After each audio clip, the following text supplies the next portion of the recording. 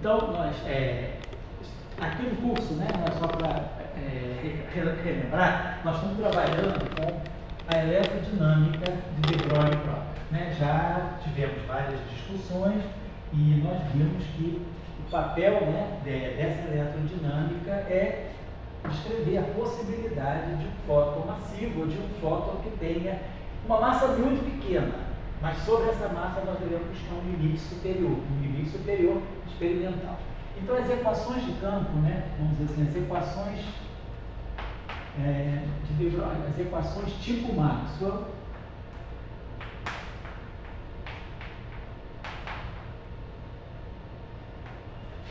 então vou botar aqui, eletrodinâmica de Broglie, pronto. Então a gente tem o campo elétrico, né, como nós já tínhamos falado, o campo elétrico continua sendo dado também pela mesma expressão em termos dos potenciais de gauge. Gradiente de φ, derivada temporal de A. E D, rotacional de A. Então nós mantemos, né, a relação entre campos e potenciais. Hoje você vai pensar que a aula hoje vai ser um pouco mais. Boa tarde, Mariana, Karina. Porque hoje a gente vai ter que fazer uma aula mais curta, porque eu tenho que fazer uma palestra às 6 horas, eu queria terminar às 5h30 a aula hoje. Boa tarde. Então, eu estou revisando aqui, até porque a Ana Carolina também veio na semana passada, né? E como nós somos poucos, não custa nada acertar essas questões pessoais. Hoje parece que o problema está com o Gustavo, né? Que tem uma virose andando aqui na pós-graduação. Já surgiu vários estudantes que estão com febre, com sintomas de dor de cabeça, né? Bom, então, nós estamos trabalhando a eletrodinâmica de Broglie e Proctor e as equações que nós trabalhamos na primeira, hoje a aula 4, né, nas aulas iniciais foram essas aqui. Eu já queria depois, né, divergência de F, mais aqui o parâmetro psi, o potencial φ e aqui a densidade de carga. Depois, devido a essa relação aqui do campo e potencial, Faraday-Lens não muda. Então, o rotacional do campo elétrico é menos a derivada temporal do campo magnético. A divergência do campo magnético é zero. Consequência também dessa relação do potencial, essas são chamadas identidades de Bianchi, né, ou equações homogêneas. E depois temos uma alteração na equação de Ampère-Marx, rotacional de B mais φ A igual a 1 sobre c quadrado, corrente de deslocamento aqui,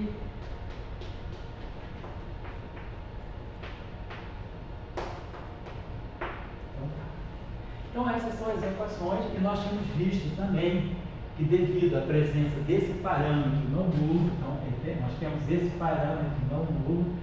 Esse parâmetro não nulo aqui nos indica que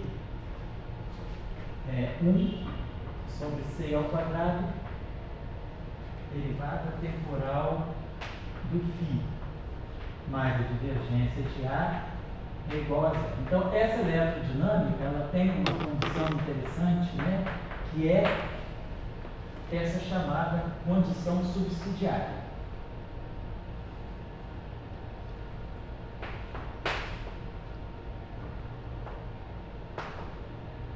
Essa condição subsidiária, né, nós já demonstramos no início do curso, que ela é obtida a partir dessas equações, ela vem diretamente das equações de campo, derivando a equação de Gauss em relação ao tempo e tomando a divergência de Ampère-Marx e usando a conservação da carga elétrica como consequência, aliás, como consequência desse parâmetro ser ativo. São duas condições que implicam nessa condição subsidiária. Uma condição é esse parâmetro aqui ser não nulo, e a outra condição é a equação de continuidade da carga, a derivada temporal do corpo, mais a divergência de J, a densidade de corrente, igual a zero. Então, essas duas condições juntas aqui implicam nessa chamada condição subsidiária. nós usamos essa condição e depois usamos o fato de que esse parâmetro é diferente de zero, e aí o que emerge para nós é essa condição potencial. Os potenciais satisfazem uma relação, né, entre eles. Diferentemente, nas equações de Maxwell, quando a gente trabalha eletrodinâmica de Maxwell, essa equação aqui, ela é usada como uma escolha de gauge, é chamada escolha do gauge de Lorentz, ou gauge covariante. Para nós isso não é uma escolha de gauge, para nós isso é uma condição que segue imediatamente das equações de Franck, né? Então, só retomando aqui, nós vamos tirar então as equações que dão a energia e o momento, né? E depois, claro, da equação do momento, a gente tira a força de Lorentz. Então, eu vou tirar aqui a derivada da energia. Karina, desculpa que eu vou refazer um pouco a aula passada. Não tem problema não. E também porque o curso agora vai começar a ser gravado. Então, quando vocês faltarem, não vai ter problema. O Conselho Luiz Tchauca, ele geralmente no dia seguinte já coloca a aula no YouTube. Tá certo? Então, a gente vai estar no YouTube e no Professor Global, né, Tchauca? Mas vocês que não vindo, ou também às vezes a gente vem e copia tudo, quer repensar um pouquinho algum aspecto da aula também, né? Então a gente vai tirar a derivada temporal daqui e a derivada temporal daqui. Tirando a derivada temporal da primeira equação, que vamos dizer, rotacional de derivada temporal do campo elétrico. A derivada temporal, por quê? Porque a derivada temporal ela vai nos dar. Desculpa, não é a derivada temporal, vou fazer o produto escalar. Por que eu quero fazer um produto escalar? Porque nós queremos tirar uma expressão para energia. E a gente já sabe, no caso de Maxwell, né, que a energia ela é proporcional às intensidades de campo ao quadrado. Então nós vamos ter alguma lei de conservação que envolva a energia. Então a gente vai fazer um produto escalar de B escalar divergência rotacional do campo elétrico igual a menos B escalar derivada temporal do campo magnético. E aí, claro, manter um campo vezes a sua derivada temporal é a mesma coisa que menos a derivada temporal de um meio desse campo escalar ele mesmo, ou seja, o quadrado do campo, né? E depois a gente vai fazer a multiplicação pelo campo elétrico. Então é escalar rotacional de B. Aí agora nós temos o termo novo, né? Mais si é escalar I, não é escalar I não, é escalar si, é escalar A.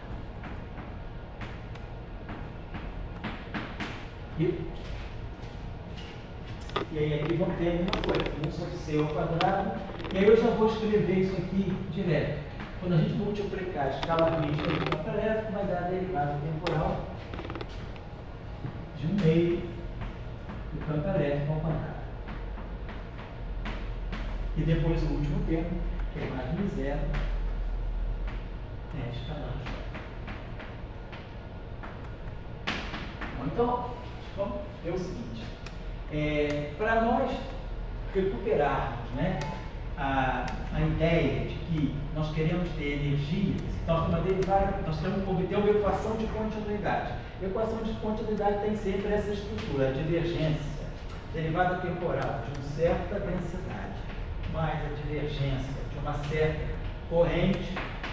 Uma corrente dessa matéria tem uma grandeza, tem uma certa quantidade física que aparece sob a forma de uma densidade. Essa densidade, com uma velocidade, gera uma corrente. Então, a divergência dessa corrente é a derivada temporal dessa velocidade. Se tem uma equação de continuidade, uma equação de conservação, essa equação de continuidade é igual a zero. Se não há conservação, se há uma dissipação, se o sistema OJ está trocando energia com algum agente externo, então isso aqui pode ser diferente de zero. E aí, claro, há uma troca de energia e momento entre esse sistema e aquilo que vai aparecer aqui que está dissipando a energia do sistema. Então vamos lá. Então, para eu tirar a energia, o ideal aqui seria já pegar essa equação. Vamos fazer o seguinte, vamos trabalhar essa. Primeiro trabalhar essa. Eu tenho que somar, né, na verdade, né? para ter energia elétrica e energia magnética, o ideal é somar essas grandelas. Vamos pensar o seguinte, a energia elétrica, né, ela é obtida colocando aqui, eu preciso produzir aqui um epsilon0 ao quadrado. Então, esse 1 sobre C2 aqui, eu já estou colocando M0, vou botar logo assim, 1 sobre C ao quadrado, M0 epsilon0, não sei o que fica assim, né? Então, eu estou no meio de epsilon0 é 2, certo? E aqui eu posso fazer o seguinte, né? Então, vamos fazer o seguinte, dividir aqui por 0, né? Divide aqui por 0 e multiplico aqui em cima por epsilon0 para poder formar aquela grandeza. Então eu posso deixar como está por enquanto e vamos fazer essa operação aqui. Vamos subtrair essas duas equações, né? Para poder ficar, ou somar. Vamos dizer que eu pego essa equação aqui, boto sinal menos aqui. Então aqui vai ficar mais e aqui vai ficar mais. Multipliquei Faraday lengths, né? Por sinal menos, para poder somar essas duas grandezas, essas duas equações. Então, nós vamos ficar com essa equação aqui, menos B, escalar, rotacional do campo elétrico, mais escalar, rotacional, campo magnético. Somando esse mais si escalar igual a derivada temporal de meio D2 mais M0, X0, derivada temporal de meio D2 mais M0 escalar.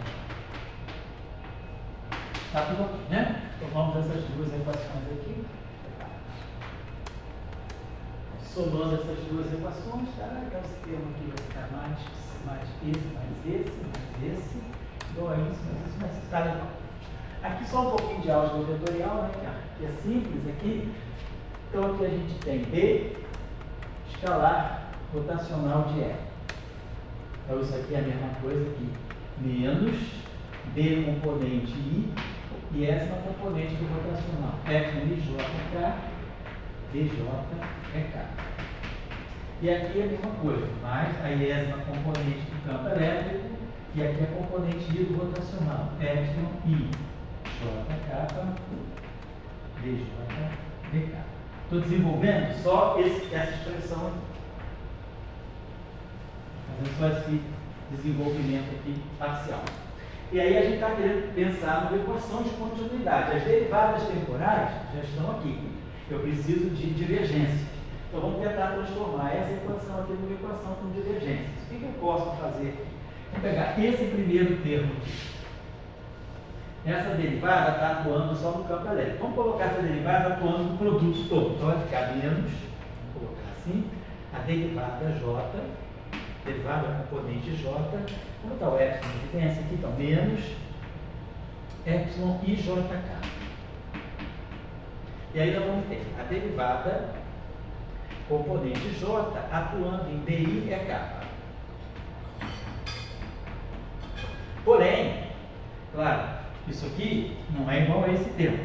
Eu tenho a derivada atuando no B e a derivada atuando no E. A derivada atuando no E é esse termo aqui. Então eu tenho que somar aqui mais epsilon IJK, o efeito dessa derivada no B.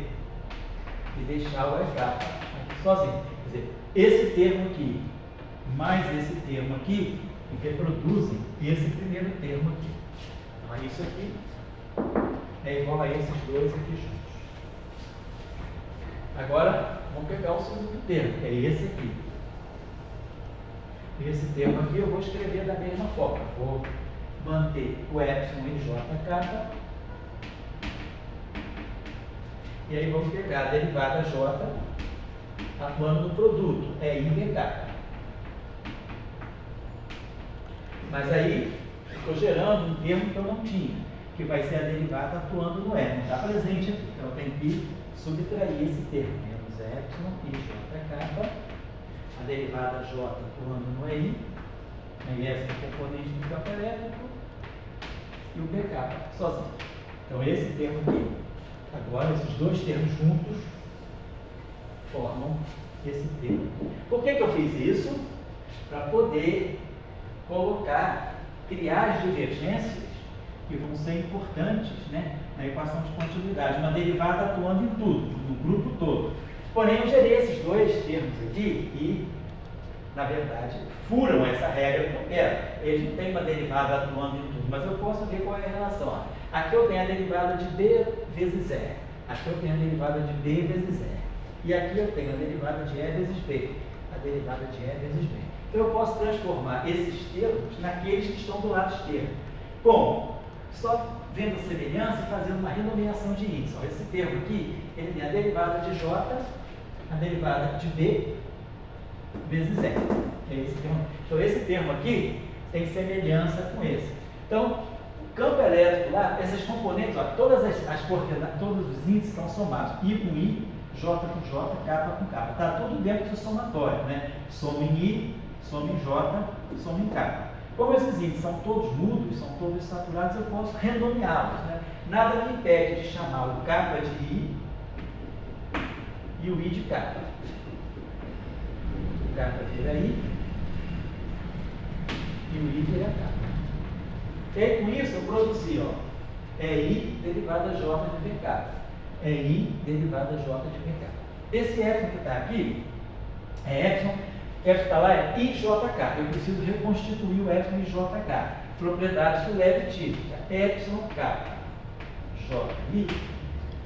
Quando eu renomeio, quando eu mexo nesses e troco os índices, esse tensor é completamente aximétrico. Então ele é menos epsilon K e J. Troquei I com J.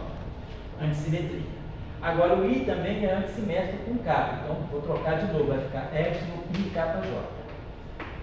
Mas agora, o K e o J são antissimétricos também, então vai ficar menos epsilon I JK. Então, epsilon K JI é menos epsilon I JK. Então, esse cara aqui eu posso escrever como sendo menos epsilon I JK. E a mesma coisa eu vou fazer aqui embaixo, porque aqui eu tenho a derivada de E vezes B, derivada de E vezes B. Então, eu preciso que o B fique com o componente I. Então, eu vou chamar o K de I e o I de K. O K vira I e o I vira K. Nada mudou. Aí ficou DJ é K, BI. A mesma coisa tem que reconstituir esse índice aqui. Lá é IJK. Aqui é JIK. Então, JIK. Eu trago o K para cá para trás. Ele dá dois saltos, então não muda sinal. Agora eu troco o I com J, é uma troca única, então tem troca de sinal, fica mais IJK. Então, ó, esse termo que está aqui é idêntico a esse. E esse termo que está aqui é idêntico a esse. Então eu jogo eles para o lado esquerdo com os sinais trocados. Esse aqui vem para lá com o sinal mais. Então vai ficar IJK, DJBK, então vai ganhar um fator 2 aqui. E a mesma coisa aqui, esse aqui vai para lá com sinal menos. DJ, EK, BI, FJK. Então ele vem para cá com sinal menos, vai ficar um menos 2 aqui. Então, pagando isso aqui, já esses dois aqui foram transportados para o lado esquerdo, a gente acaba mostrando que essa combinação aqui, né? Eu posso agora dividir tudo por 2, tiro esse 2 daqui, tiro esse 2 daqui. Então isso aqui tudo, eu vai ter vezes o meio aqui, vezes o meio aqui. E aí tiramos os fatores 2. Então, então a gente mostrou aqui menos B rotacional de E, mais E escalar rotacional de B, é um meio. Mas aqui a gente pode reescrever também, ó. Epsilon e JK. Então esse termo aqui vai ficar, esse primeiro termo aqui vai ficar então, menos o meio. Menos o meio. Epsilon e JK. Eu vou trazer esse epsilon constante, vou trazer ele para dentro da derivada. Então vai ficar a seguinte combinação: epsilon I, JK, BI, EK. Isso aqui é exatamente o produto vetorial de B por E. Porém, eu tenho que ver a ordem aqui.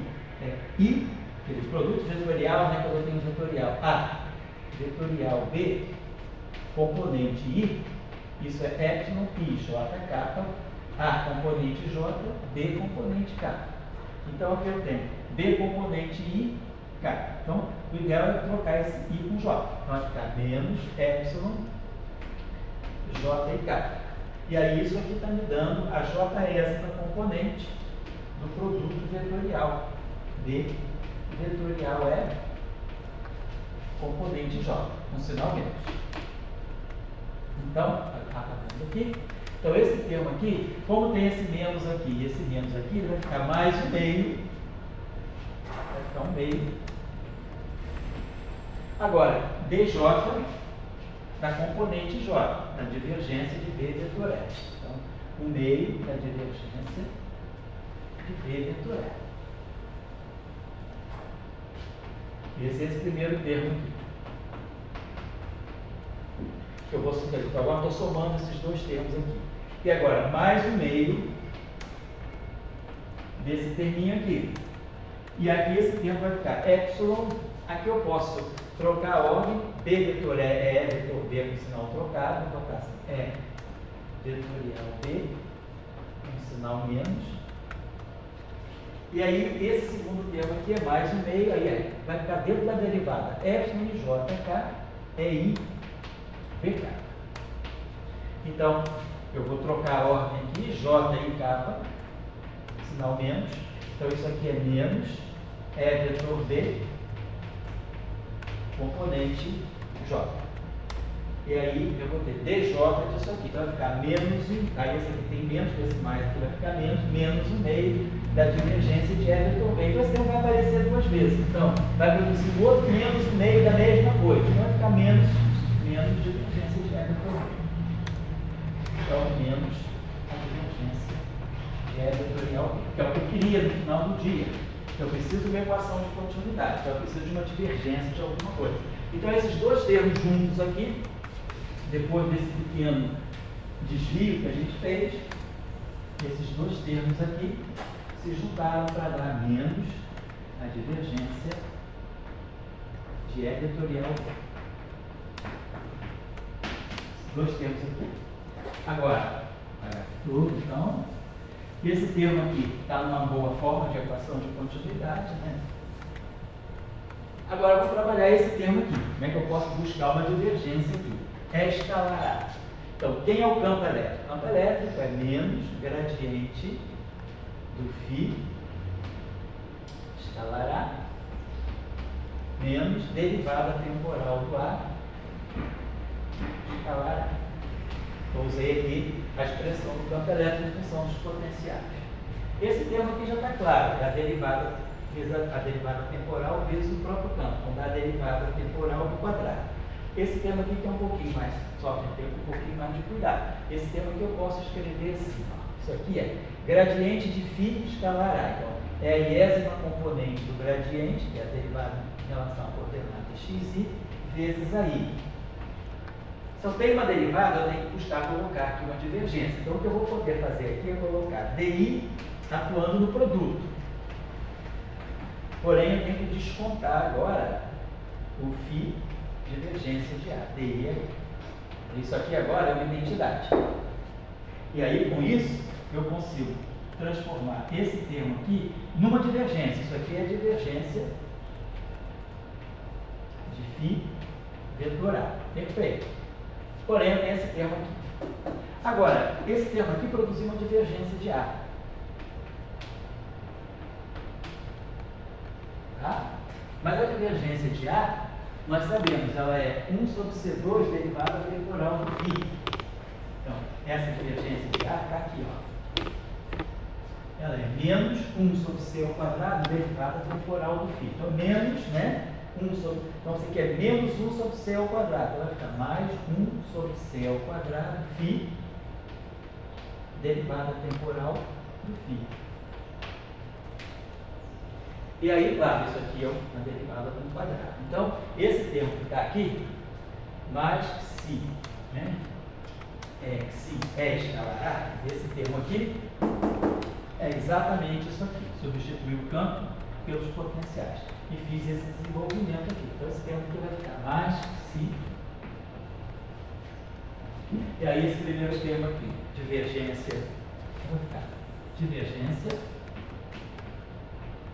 de si e A. E depois esse termo aqui é derivada temporal de φ ao quadrado sobre o meio, né? Quer dizer, derivada temporal de 1 meio de φ ao quadrado. Então esse termo aqui é mais a derivada temporal de 1 sobre 2c ao quadrado, φ ao quadrado. Esse termo aqui. Pronto, aqui, tá.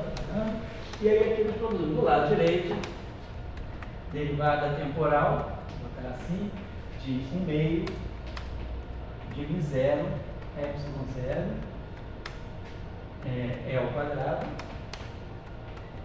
mais 1 meio de b ao quadrado.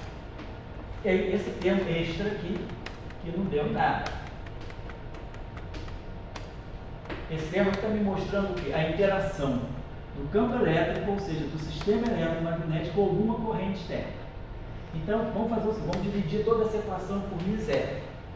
Então, divido por μ0, e aí, 1 sobre c ao quadrado é μ0 ε0. Então, vai ficar μ0 ε0 no numerador, dividido por μ0 vai produzir 1 meio de ε0. E ao quadrado. Aqui eu divido por μ0, e aqui eu divido por μ0. E aqui eu divido por μ0.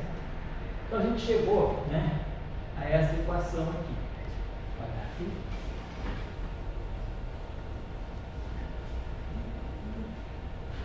Estou vendo só um probleminha aqui de sinal. Deixa eu apagar aqui, né?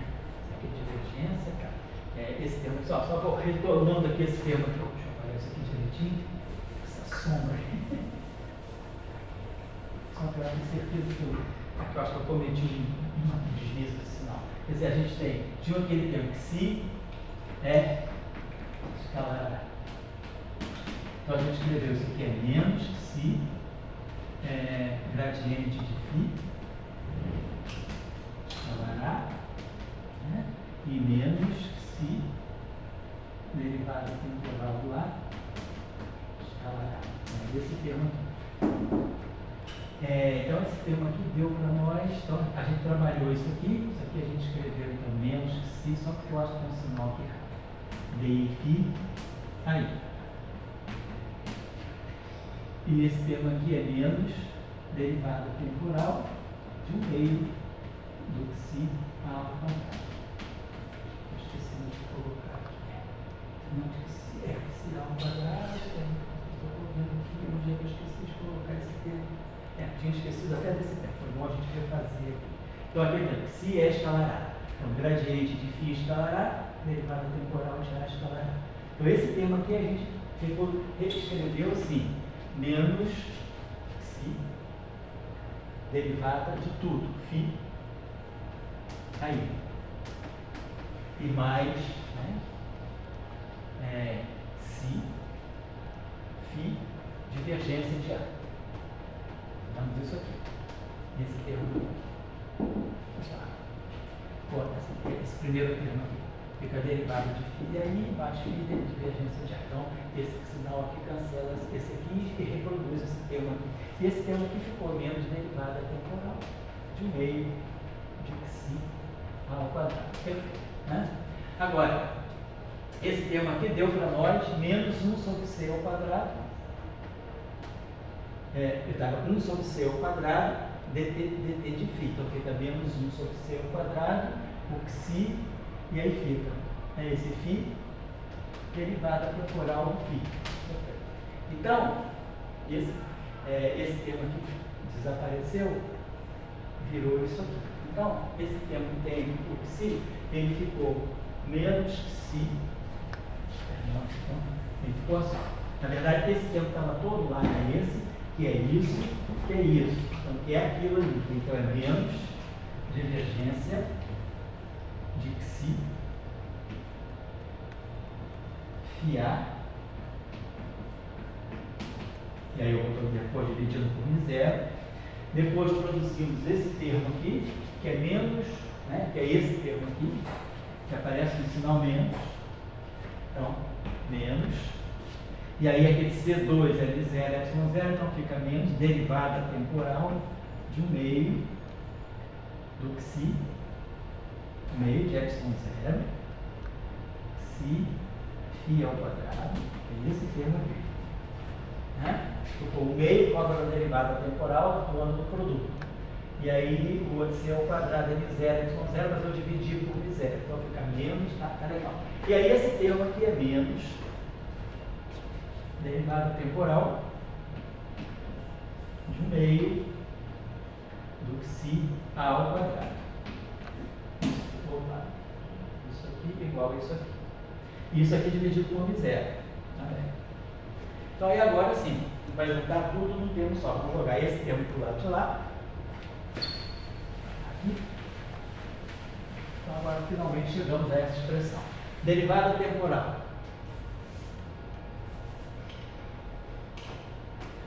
Então esse termo aqui, todo esse termo vem para cá com sinal menos. Então o lado esquerdo fica todo negativo. Então eu multiplico tudo por menos 1, o lado esquerdo fica todo positivo e esse cara do lado direito fica negativo. Então ficou derivada temporal de 1 meio do ε0 c ao quadrado, mais 1 meio de mais 1 sobre 2 de 0 d ao quadrado.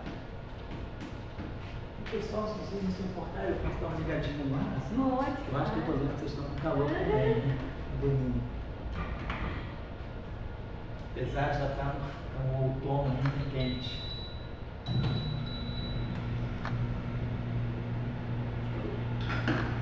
Esse melhor um pouco. Então, esse termo aqui. Então, toda essa energia já foi para o lado esquerdo. Aí agora, derivadas temporais novas que vão aparecer. Lembrando que eu já multipliquei tudo por menos 1, vai ficar 1 meio do xi, 1 meio de ε0 φ ao quadrado, mais xi 1 sobre 2 de 0 ao quadrado. Então isso aqui está tudo que está contemplado dentro da derivada temporal. Aí agora, tudo que está contemplado dentro da divergência, mais a divergência. Então, o caso de Max é esse aqui, né? É por V sobre zero. E o que tem troca é mais si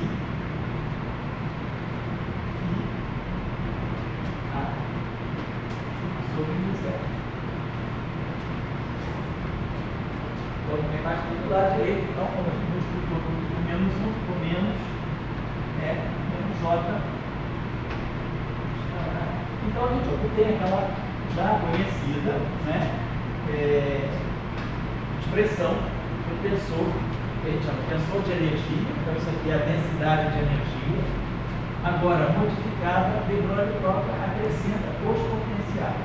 Então, isso aqui é a densidade de energia no campo eletromagnético. E isso aqui é o que nós identificamos como sendo o vetor de Point. Né? Nesse caso, né, é uma energia eletromagnética, então vai ser uma energia de de Broglie própria. E aqui é o tensor, que é o vetor de Point de de Broglie própria também. Porque o caso eletromagnético é xi igual a zero. Igual a zero, a gente reproduz mais. E é por isso então, que a gente tem que identificar isso aqui como energia, porque fazendo xi igual a zero obtém a densidade de energia do campo elétrico, a densidade de energia do campo magnético e obtém o vetor de Point. E aí aqui, a gente já tinha feito isso numa aula anterior, eu estou repetindo isso por causa da Carolina, e outra coisa que eu tinha deixado como uma tarefa para vocês, né? Era quem quiser agora, quer dizer, identificar a intensidade, né? Vamos lembrar que, vamos relembrar aqui a questão das dimensões do vetor de Point, né? Então aqui a gente tem DDT, então a dimensionalidade, olhando, fazendo a análise dimensional, derivada temporal, então vamos ver, 1 sobre segundo. E aí, densidade de energia, joule por metro cúbico. Densidade de energia. Mais a divergência, 1 sobre metro. Para essa equação ser homogênea, então o vetor de Poynting tem que ter dimensão de joule por metro quadrado segundo. Isso aqui é o vetor de Poynting. Né? Então, aí fica tudo homogêneo, fica joule por metro cúbico segundo. Então, isso aqui tem dimensão de potência por unidade de área, ou energia por unidade de área. Então, isso aqui é uma intensidade. Né? Tá. Agora, qual é a relação entre a intensidade e a densidade de momento? Então, isso aqui é o vetor de Poynting. Então, a densidade de momento é quilograma metro por segundo. Isso aqui é momento linear. Dividido por volume. Então, a densidade de momento. Então, vai ficar quilograma sobre segundo metro quadrado. Para eu chegar aqui agora, quem é joule? Joule é quilograma metro quadrado por segundo quadrado, né? Que é quilograma metro por segundo ao quadrado força. Aí a força para a distância, a energia. E aí então você tem joule quilograma metro quadrado por segundo ao quadrado sobre metro ao quadrado segundo. Então, para eu aqui chegar isso aqui, está me faltando. Então, isso aqui é o vetor de Poynting. Isso aqui é a densidade de momento. Eu tenho que pegar a densidade de momento, eu preciso multiplicar ela por. Aqui vai estar dando então, eu preciso multiplicar essa grandeza aqui por metro quadrado por segundo ao quadrado. Se eu multiplicar essa grandeza aqui por metro quadrado por segundo ao quadrado, vai ficar quilograma metro quadrado por segundo ao quadrado, metro sobre metro dá metro ao quadrado, e esse segundo uma figura igual, né? Esse metro quadrado sobre segundo ao quadrado colocado aqui, ele constitui o quilograma, metro quadrado por segundo ao quadrado. Tá certo? Esse metro quadrado segundo. Então, isso aqui é a densidade de momento, vou chamar de P. Então, se eu pegar a densidade de momento, P, multiplicar por N2, metro quadrado por segundo ao quadrado, quem é que tem dimensão de metro por segundo? Velocidade da luz. A velocidade da luz é o quadrado. Isso aqui está me dando essa grandeza, que é a intensidade, que é o vetor de Poynting.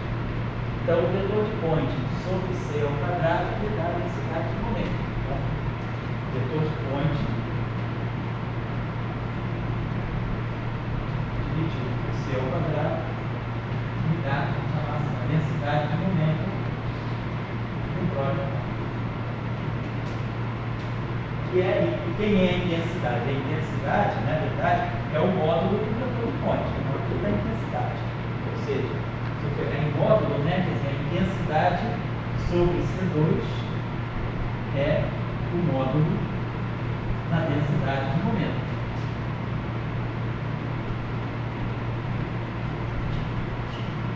Então, tarefa que eu deixo, né, eu já tinha deixado, mas eu retorno. Quem quiser se aventurar um pouquinho, a tarefa é obter, né? Como é que a gente obtém a pressão de radiação? A gente manda luz, né, sobre um anteparo que pode ser completamente absortor ou que pode ser um perfeito refletor. Então tem aquela direção, o momento vai de T para zero ou o momento vai de T para menos T. Então eu queria que vocês obtivessem obter, ou comparar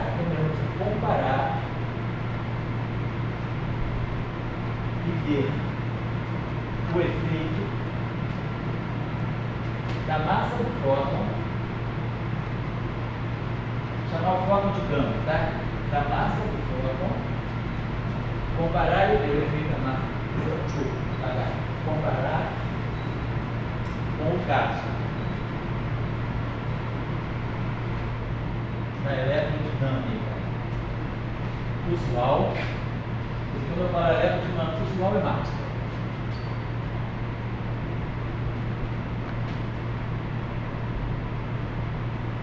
Comparar com cada eletrodinâmica usual e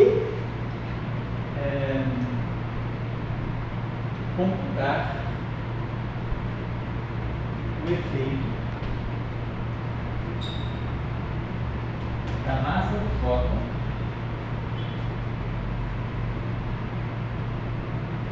sobre a expressão que dá a expressão da pressão de radiação.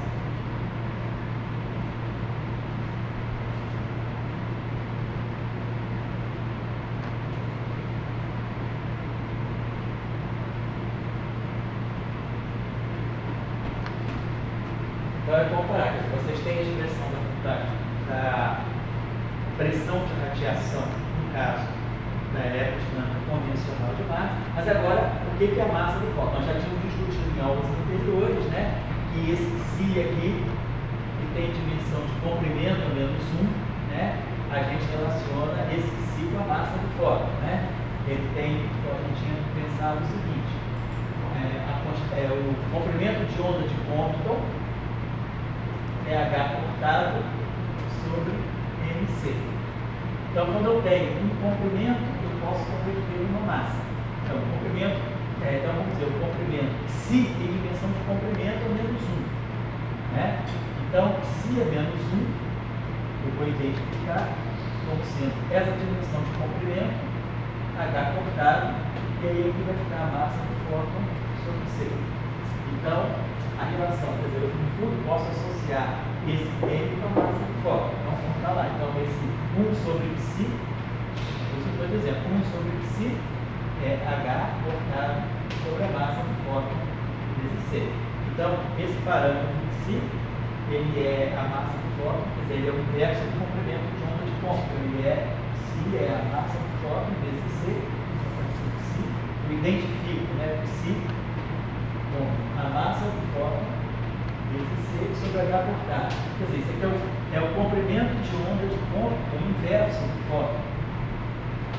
Né? Inverso. Então, tem dimensão de comprimento menos 1 e é isso aqui. Então, quer dizer, eu associei diretamente o psi com a massa do fóton. Então, saber o efeito do psi sobre a pressão de radiação é a mesma coisa que saber o efeito da massa do fóton sobre a pressão de radiação. Certo? Essa massa do fóton já tem sido mensurada em experimentos, quer dizer, estimada. E aí a gente tem upper bounds, né? Hoje, o limite assim, mais seguro que nós temos para a massa do fóton, hoje o que identifica para nós uma massa do fóton que é da ordem, menor ou da ordem de 10 a menos 53 kg. E para a gente não diz muito, né? Mas se a gente passa para unidades de física de partículas, né?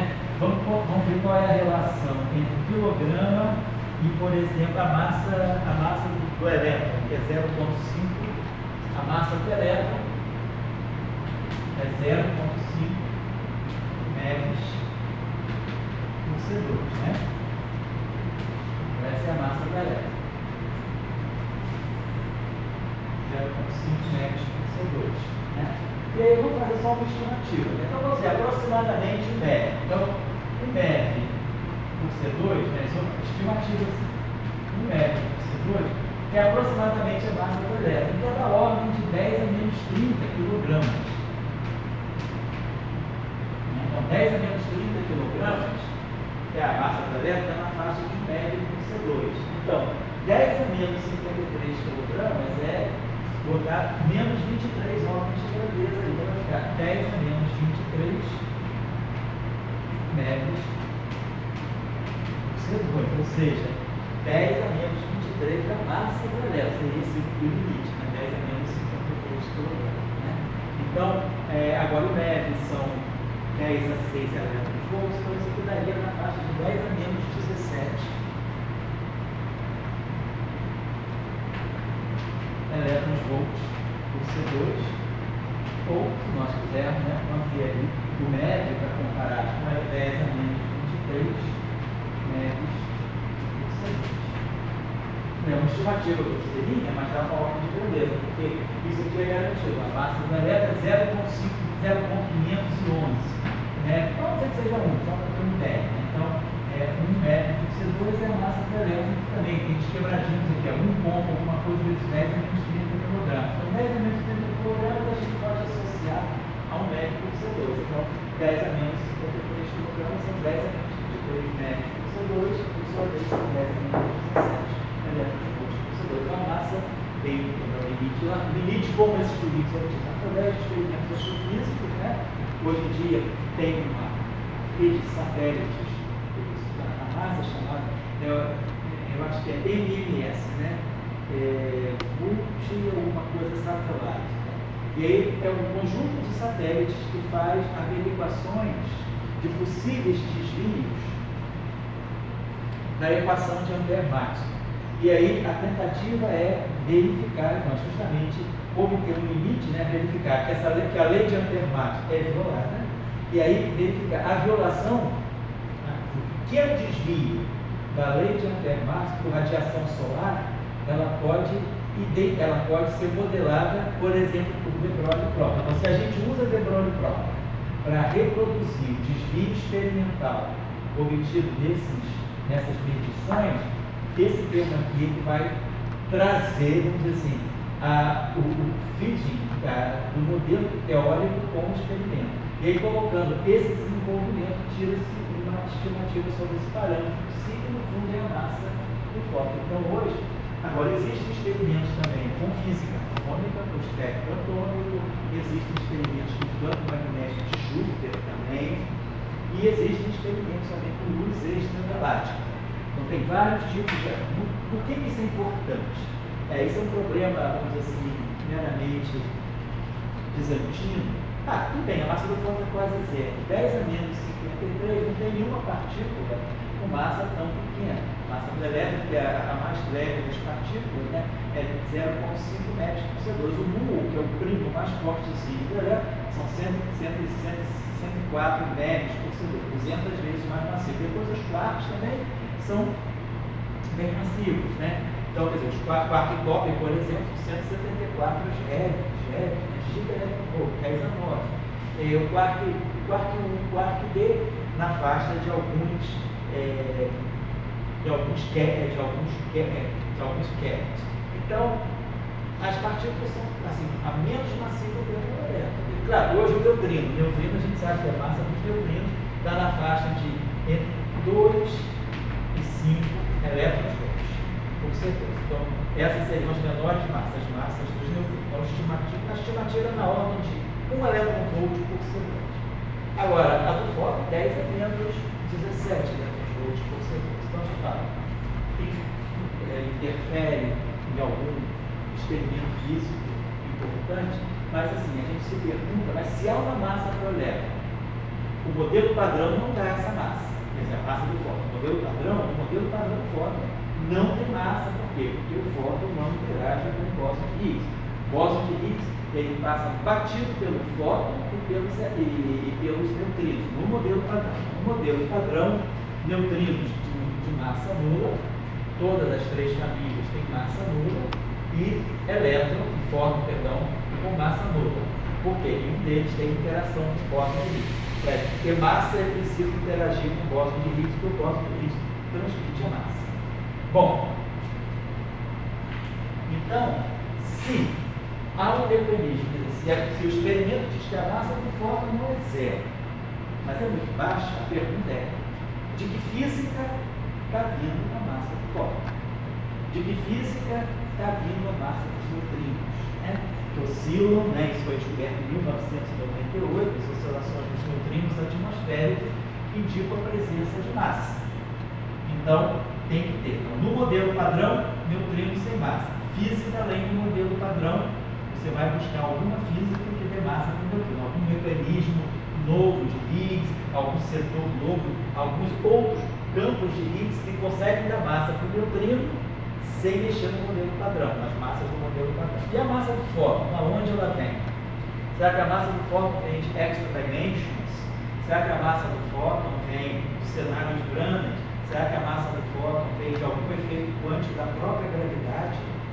Então a gente tem vários caminhos além do modelo padrão. Então por isso que essas discussões são importantes, porque a gente está buscando física nova. Além do modelo padrão, ele foi bem emparedado, né? Como o modelo padrão da cosmologia também. O modelo padrão da cosmologia, o modelo lambda CDM, a gente sabe que hoje ele é escrutinado de várias formas. Ele tem tensões internas muito grandes. Questão: será que a relatividade geral é que deva estar por trás do modelo cosmológico? Será que eu não posso ter novas gravidades, né? FGL, novas teorias de gravidade que vão resolver algumas das tensões do modelo padrão cosmológico, o modelo lambda CDM, matéria escura, energia escura. Então o modelo lambda CDM, ele hoje está averiguado, ele tem muitos pontos de tensão, como o nosso modelo padrão também, da física de partículas e de interações fundamentais. Então a gente quer entender qual é a física que está além do modelo padrão que nós não estamos vendo. E aí a gente vai buscar novas físicas. Será que é supersimetria? Será que é dimensão extra? Será que é o universo quadrado? Será que é quantum gravity? Será que é luta do quantum gravity? Será que é supergravidade? Será que é grande unificação? Que física é essa que pode reproduzir esse limite da massa do fóton? Então, eu digo que essa questão é importante, né? Porque é uma questão dos nossos dias. Pode parecer bizantina, mas não é. Não é bizantino compreender as limitações dos nossos modelos, compreender as limitações da relatividade geral, compreender as limitações da própria teoria quântica de campos. Para onde eu vou? É teoria de cordas que vai melhorar a teoria de campos, ou é loop quantum gravity, né? Quer dizer, qual é realmente a história da gravitação quântica? O que é esse espaço-tempo nosso? A gente vive no espaço-tempo, mas onde as flutuações de espaço-temporais são pequenas, mas se eu vou para a escala de Planck, as flutuações de espaço-temporais se tornam muito violentas. Eu quero, inclusive, a simetria de Lorentz. Então, eu coloco muitas simetrias em jogo. Então, é importante a gente buscar. Isso não é uma discussão bizantina. Tanto é bizantina que os experimentos estão buscando, seja na astrofísica, na cosmologia, na física de partículas, grandes aceleradores, né? Lasers superpotentes também hoje em dia, laser na faixa de petawatt, para buscar nova física, que inteligência do vácuo, nós vamos estudar isso aqui daqui a pouco, quando a gente fala da eletrodinâmica anisotrópica, nós vamos ver que o vácuo apresenta uma propriedade não só de ter índice de refração diferente de como ele se torna birrefringente. Então, são fenômenos novos. Birrefringência, se a gente pegar os papers de cosmologia hoje, de astrofísica, cheio de estudos de birrefringência, qual é o melhor modelo para descrever a birrefringência de luz extragaláctica. Tem vários fenômenos novos, né, que pressupõem uma física além do modelo padrão. Então, esse aqui, Daldinho, é o exemplo mais humilde de todos, é a eletrodinâmica de prova. É o primeiro passo, né, para a gente compreender alguma física além do modelo padrão. Da onde vem a massa do fóton? Tudo bem, tem a massa? Tem. Mas a mesma pergunta, onde vem a massa do elétron? O professor Dirac nunca, ele fez a equação de Dirac para o elétron, ele sempre se colocaram. Então, tem a massa aqui. Então, vamos estudar a equação de Dirac aqui no curso. Quando a gente for aprender, quem trabalha com doutrina, você tem doutrina, para falar de doutrina, tem que falar da equação de Dirac. E aí a gente vai ver o mecanismo de massa. Da onde vem a massa do elétron? Ou aqui também, da onde pode vir essa massa do fóton? Estou devendo isso aí a vocês ainda. Já falei desde a primeira aula. Vamos buscar um mecanismo que. Qual é o campo que pode se acoplar ao campo eletromagnético e gerar uma massa para o fóton? Tem um mecanismo, quer dizer, um mecanismo de Higgs. Ontem, o nosso professor Higgs, o nosso bóson, que caiu ontem, tadinho, morreu aos 94 anos. Foi um bóson, uma vida média muito longa, porque geralmente o bóson de Higgs cai 10 a menos 22 segundos. E esse aí durou 94 anos. Durou bastante, Lembrando que um ano tem 10 a 7 segundos, então dá 10 a 9 segundos. Então, viveu 1 bilhão de segundos, não. Gostaria de chegar lá também. Mas então, o Higgs, talvez a gente vai estudar, então, talvez daqui a 2 aulas, ainda nesse mês de abril, como eu posso introduzir um campo escalar, esse campo escalar tem carga elétrica, por que carga elétrica se acopla ao fóton, e aí o acoplamento desse campo com o fóton pode ter um mecanismo que vai fazer com que esse campo ceda grau de liberdade do fóton. O fóton tem 2 graus de liberdade só, porque o fóton de massa só tem 2 graus de liberdade, ele vive no plano, A onda se propaga para cá, mas o campo elétrico e o campo magnético vivem no plano. Então, eles não usufruem de todo o espaço. Eles estão limitados a um setor bidimensional, ortogonal de direção de propagação. Nesse caso, a divergência do campo elétrico é zero. A do campo magnético é. mas a do campo elétrico não é zero. Então, cara, uma solução de onda plana, a escalar é zero diferente de zero, depende da contribuição do vácuo. Então, o campo elétrico ele ganha uma componente ao longo da direção do movimento. Tem uma componente que é a escalar. Então, ele se projeta aqui no plano, claro, né? Tem uma projeção ortogonal, mas ele tem uma componente longitudinal. Então, o campo elétrico tem uma componente, então ele ganha um terceiro grau de liberdade. Então, o campo foco de Broglie e Proca, ele não tem 2 graus de liberdade, ele tem 3. Quem é que dá o terceiro grau de liberdade? A gente vai ver, é esse escalar. O grau de liberdade daqui migra para cá. Então, sai um grau de liberdade para cá. E a gente acaba com 3 graus de liberdade. Esse terceiro grau de liberdade é que vai conferir ao fóton dessa massa. Então a gente vai estudar isso daqui a pouquinho, né? Muito bem. E aí aqui, o que está faltando para nós, então, que eu fiz, né? Também na aula passada, que a Carol mostrava aí, era entender a expressão, quer dizer, o campo de prova, né? Que agora uma coisa também que é importante chamar a atenção de vocês é o seguinte. Diferente, o que a gente sempre aprende na graduação aí, né, que a gente estudou nos cursos de eletromagnetismo, é que quem tem sentido físico são os campos eletromagnéticos, os potenciais não. Os potenciais, eles não aparecem na força de Lorentz, né? A força de Lorentz tem a componente coulombiana e depois a componente de Lorentz propriamente, que é a componente magnética, a força magnética. Então, quem aparece aí são os campos, são os potenciais. E aí ele diz, quem tem sentido físico são os campos, são os potenciais. Isso é verdadeiro na mecânica quântica. Na mecânica quântica, em nenhum momento a gente introduz um campo elétrico ou um campo magnético newtoniano da partícula. Né? Quando pega uma partícula livre menos h cortado ao quadrado sobre 2m, divergência do gradiente do Laplaciano de psi, né? Então tá lá, o newtoniano igual aqui, h cortado,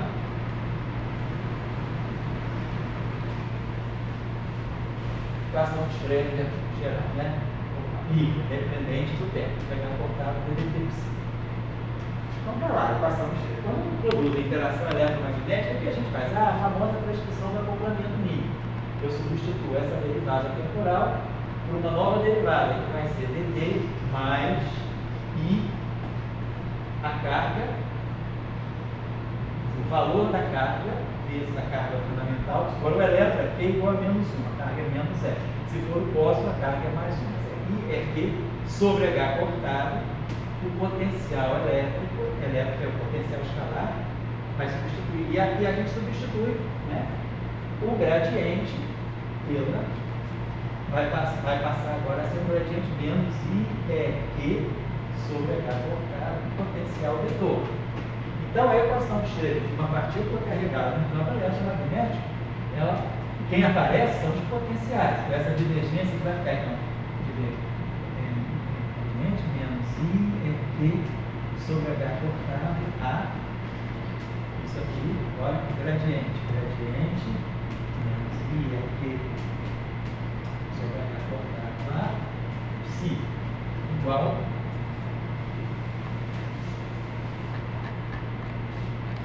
I H cortado derivada temporal mais I é Q sobre H cortado e tudo isso é quanto psi. Então, agora, quem está na equação de Schrödinger não são os campos, são os potenciais. Então, do ponto de vista da mecânica quântica, os potenciais são mais primitivos, né, mais importantes, mais fundamentais do que os próprios campos.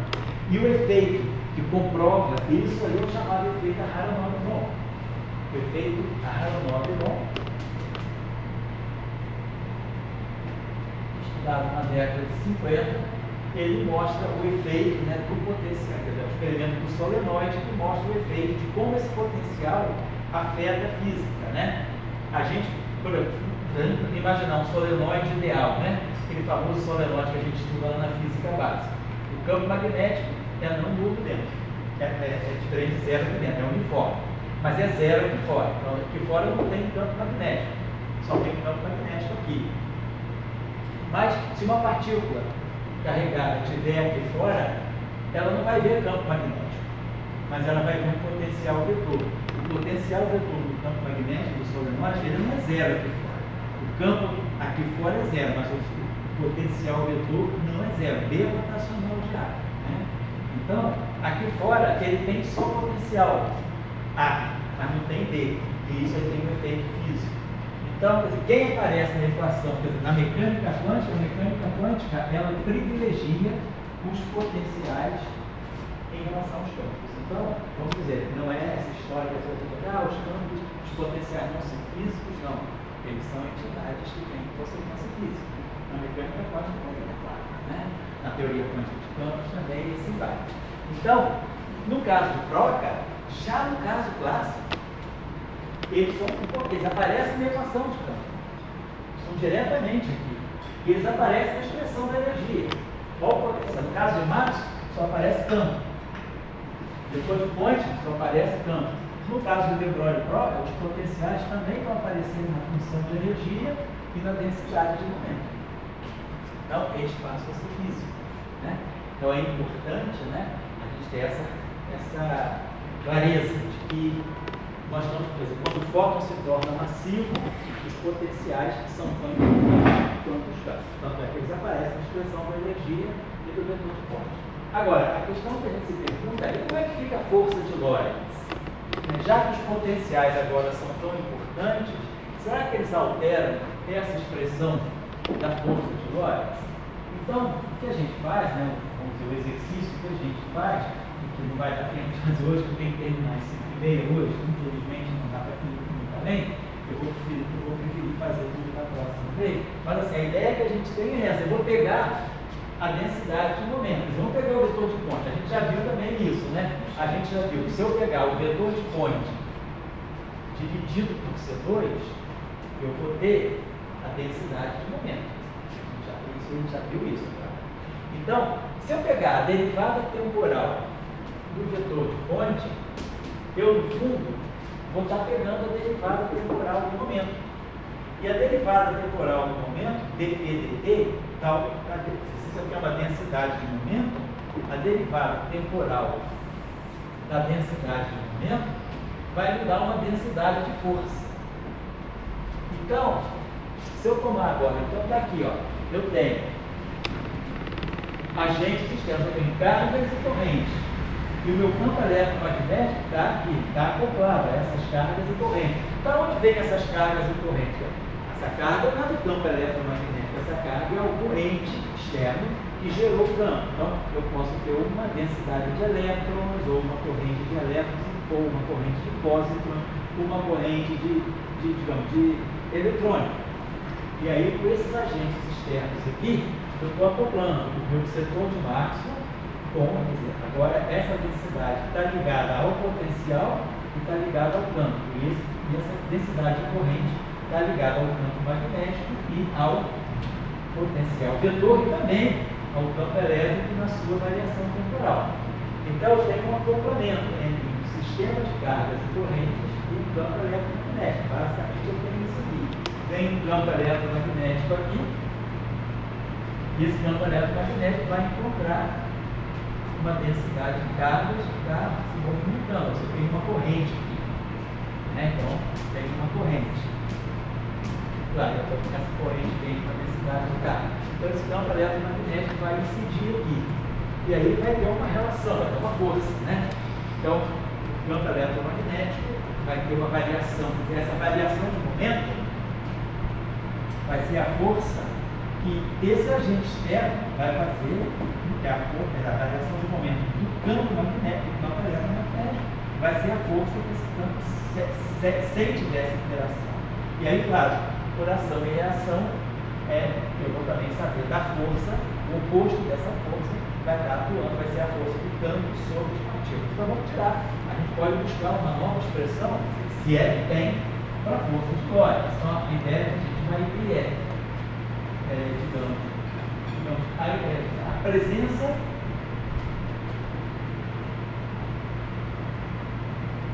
dos potenciais, né?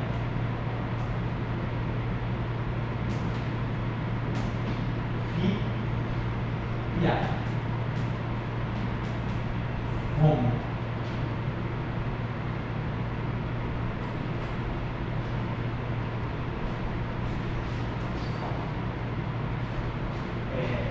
grandezas como campos físicos tão importantes, né? Como campos físicos, né? Tal qual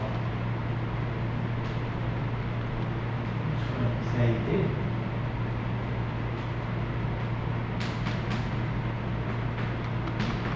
Uma pergunta: a presença dos potenciais que há em campos físicos, tal qual os campos A e B, nos induz, quer dizer, nos leva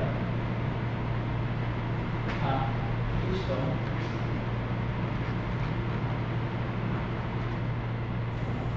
leva a questionar, leva a uma pergunta se haverá alguma modificação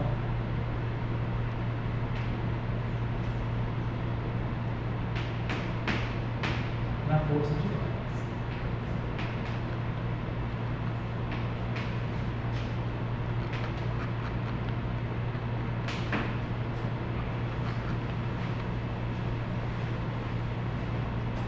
Esta passaria a depender também de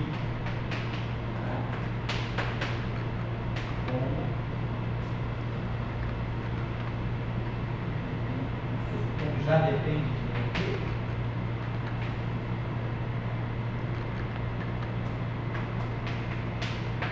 essa é a pergunta principal. Então, o que a gente vai ter que fazer é isso aqui, tirar a derivada temporal. Vamos tirar a derivada temporal de E vetorial B sobre 0 mais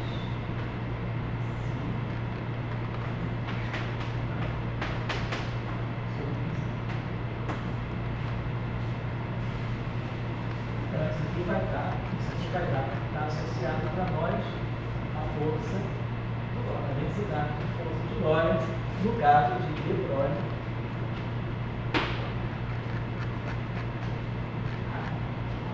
Vai fazer isso aí na próxima aula. E só mais uma coisinha.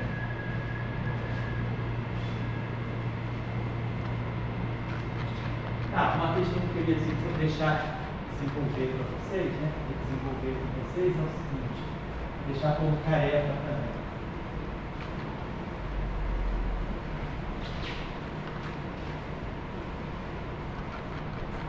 Nós sabemos, né, que essa grandeza aqui é escalar B. Se eu fizer um produto escalar do campo elétrico e do campo magnético, essa grandeza aqui é invariante de Lorentz. Se eu fizer transformações de Lorentz, né, essa grandeza desse produto invariante de Lorentz. Ou seja, se eu tiver num referencial onde eu meço campos A e D, e se eu vou estou no referencial onde eu meço campos A e D, aí eu vou para o novo sistema de referência, faço uma transformação de Lorentz. Vou para um outro referencial, saio do referencial do laboratório, por exemplo, para o referencial do centro de massa. Aí vou para um outro referencial, onde eu tenho campo L e tenho campo B'. Tem novos campos, claro. L e B' são função de A e B, mas o que a gente mostra aqui, qualquer transformação de Lorentz que eu faça, né, esse produto escalar aqui não muda. Qualquer referência, qualquer sistema de referência, esse produto escalar não é. Por exemplo, se eu tiver um sistema de referência onde só tem campo elétrico, calcado em repouso, não tem campo magnético, só tem campo elétrico, que é zero. Agora, se eu vou para um sistema de referência que em movimento em relação à carga, a minha carga está parada, estou no referencial da carga. Começo o campo colombiano, Q sobre 4π sobre 0,2, não tem campo magnético. Mas agora, eu estou no referencial que está em movimento em relação à carga. Então, se eu estou em movimento em relação à carga, eu estou vendo a carga se mover e estou vendo uma corrente, que eu vou gerar um campo magnético. Só que eu vou ganhar um novo campo elétrico nesse sistema que se move em relação à carga, eu tenho um outro campo elétrico e um outro campo magnético. E aí, eu queria que vocês desenvolvessem essa expressão aqui. É escalar B. Eu posso mostrar que essa expressão pode sempre ser escrita assim. Ela é a derivada temporal, ela vai ser a derivada temporal de uma função mais a divergência de um certo vetor. Então eu quero que vocês mostrem que esse produto de E escalar B, ele pode sempre ser escrito como sendo a derivada temporal de uma função mais a divergência de um vetor. Para isso, vamos lembrar, né? Lembrar que é menos gradiente de φ menos derivada temporal de A. E vamos lembrar que B é a rotacional de A. Isso é uma consequência importante. O fato dessa grandeza aqui ser derivada temporal de uma função mais a divergência de uma outra função, isso mostra que essa grandeza tem uma natureza, né? Ela não depende da métrica do espaço e tempo, ela tem uma natureza topológica. Então essa grandeza aqui, ela tem um caráter topológico. Por que eu estou chamando a atenção disso? Porque isso hoje na matéria condensada tem uma importância. Saber, né, esse termo topológico aí, ele pode dar origem a uma chamada eletrodinâmica axiônica. E essa eletrodinâmica axiônica, ela tem importância também para materiais novos, como isolantes topológicos, e assim vai. Então, deixo como tarefa, se vocês não conseguirem fazer, não tem problema, a gente faz junto. Vai mostrar que eu posso sempre escrever esse produto escalar como sendo uma derivada temporal de uma função escalar mais a divergência de uma função temporal. Claro, essa função FG vai depender dos campos e dos potenciais. Certo? Então, hoje, eu vou ficar por aqui, porque eu tenho esse compromisso agora de fazer uma semana da física e pediram para fazer uma palestra hoje, então às 6 horas da tarde eu vou lá fazer os testes, para ver se está tudo direitinho, com compartilhamento, então eu vou terminar assim. Na próxima semana, então, a gente se encontra, se alguém tentar fazer esse exercício que não conseguir, a gente pode discutir e vamos trabalhar, então, para mostrar que como fica a expressão da força de Lorentz, no caso da eletrodinâmica integral em troca. Depois nós vamos passar para aquele mecanismo que eu estava falando com vocês, de dar uma origem de como essa massa uniforme pode aparecer desse lado das equações de Maxwell, como a partir do acoplamento de campos carregados com o eletromagnetismo que eu vou chegar. É exatamente aquilo que eu falei aqui com vocês do acoplamento mínimo. Eu tenho que imaginar que eu tenho um campo escalar, um carga, um campo φ que tem carga. Então, eu sei que esse campo φ, então eu tenho a equação de campo, que é 1 sobre c ao quadrado d2 dt2 menos o laplaciano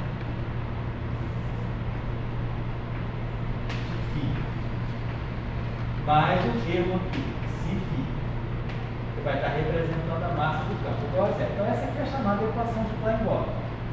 Equação de Klein-Gordon com campo escalar. Se esse campo escalar é carregado, ele se acopla ao campo eletromagnético.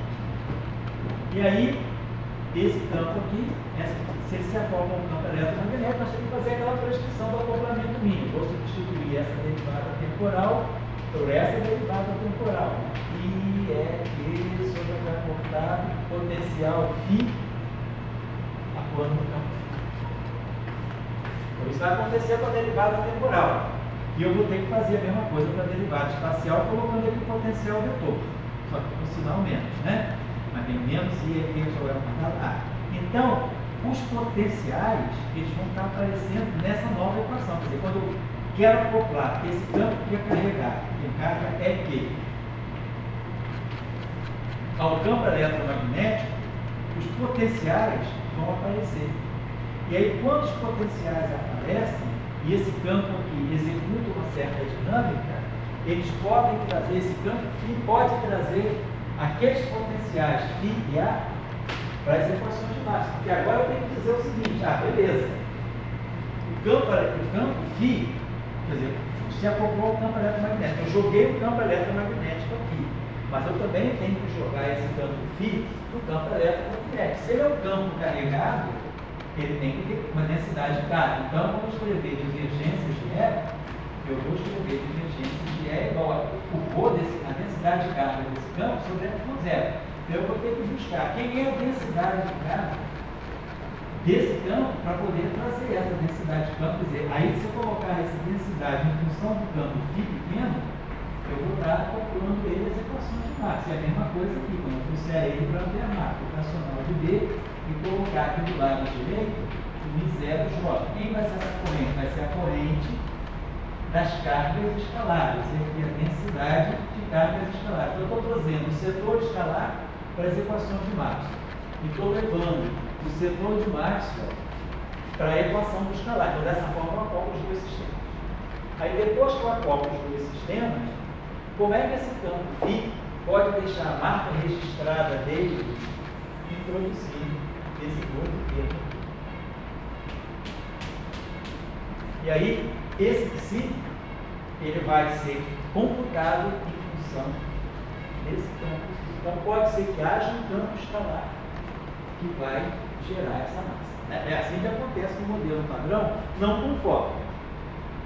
Porque o foco não se acopla a esse escalar no modelo padrão, mas o foco se acopla a esse escalar no supercondutor. Então, no material supercondutor, onde a gente tem a fase supercondutora e o foco se torna passivo, para onde é que vem a massa desse foco do supercondutor? Então, tem aquele chamado mecanismo de condensação de fase, dois elétrons se correlacionam, e esses dois elétrons correlacionados, eles constituem uma nova partícula. E essa nova partícula tem carga 2E, carga duas vezes a carga do elétron. E ela se acopla ao fóton, e é ela que vai dar a massa do fóton, e o fóton que vai permitir a supercondutividade. Então, vamos depositar a origem microscópica para essa massa. Tá bom? Então tá. Por hoje é só, e a gente se vê se Deus quiser semana que vem. Então, tchau. Você acha que amanhã